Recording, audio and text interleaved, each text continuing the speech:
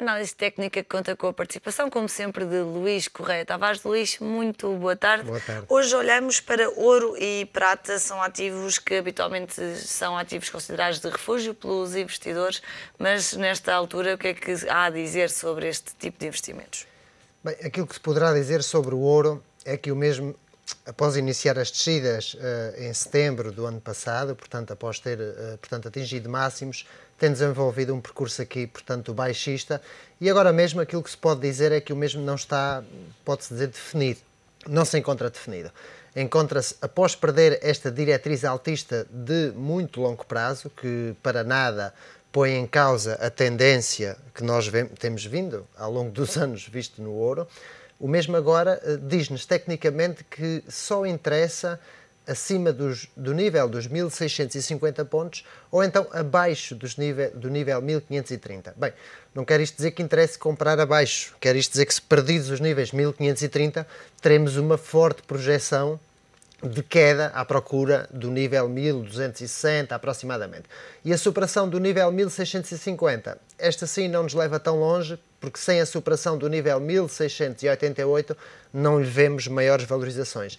O que também é aqui importante analisar é que o mesmo, enquanto andou em fase ascendente, esteve sempre por cima desta média móvel de 200 períodos. Média móvel que aguentou ao longo de 5 anos e que, após perdê-la, agora anda aqui, portanto, digamos que a tantear ou a passear, será a palavra mais correta, por baixo desta média móvel de 200 períodos. E o que atribui uma disposição, digamos que, baixista para o ouro. Portanto, no que respeita ao ouro, é aquilo que há a dizer. No que respeita à prata, esta sim tem um cenário um pouco mais, digamos que, vertiginoso, se é assim que eu posso dizer, isto porque este suporte de 26 é um suporte muito importante. E a figura que desenvolve, perdendo este nível de 26 com 2 fechos diários ou um fecho semanal, daria uma projeção teórica de queda em torno aos níveis de 17. Níveis estes que nós já não verificamos há bastante tempo.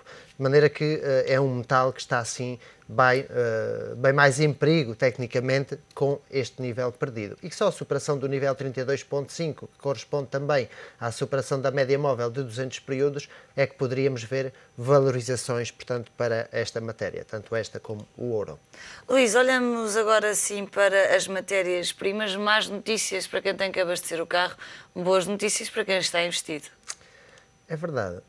Às vezes dá uma sensação que isto está tudo trabalhado, mas a análise técnica de facto demonstra que qualquer coisa se passa. A última vez que falámos nesta matéria foi quando ela estava perto de máximos e que eu previa desvalorizações para a mesma e dizia agora é que valorizaram, agora é que subiram o preço dos combustíveis, que ela agora é que vai descer. E agora que as pessoas precisam ir de férias, como que dizendo, não vão deixar de férias por pagarem o gasóleo mais caro, temos aqui uma figura técnica com projeções portanto, de fortes valorizações. Estamos a falar de valorizações talvez em torno a 10%. Ou seja, a figura técnica esta só é confirmada no caso do crudo com a superação do nível de 89 e esta superação daria projeções ao nível de 97, porque aquilo que vemos é a figura das mais conhecidas da análise técnica, que é um ombro, cabeça, ombro, invertido. Temos aqui o ombro, a cabeça e o ombro.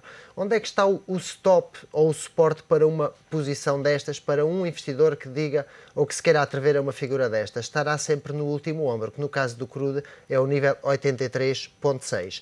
No caso do Brent, a figura é semelhantíssima, mas é importante referir que a superação do nível 102 deve ser bem confirmada na medida em que corresponde a uma diretriz baixista de médio prazo. Mas lá está, a projeção desta figura, também no Brent, igual que no crudo, leva lá à média móvel dos 200 períodos, que é ao nível de 110. Depois só aqui faríamos uma nova análise. E o suporte ou o stop para o Brent, neste caso, é o nível dos 97.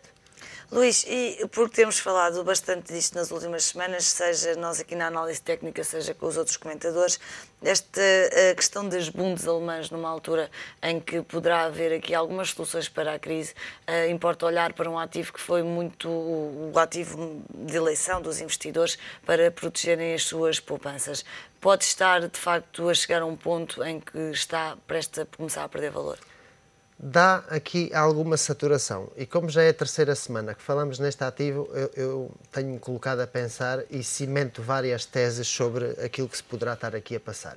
De De facto, ela encontra-se perto de níveis máximos, realiza uma figura que, como já dizia a semana passada, isto em gráfico semanal, poderá estar a realizar um duplo teto, duplo topo, mas que este só é confirmado com a perda do nível de 139.4 e cuja projeção estaria no nível 133.9.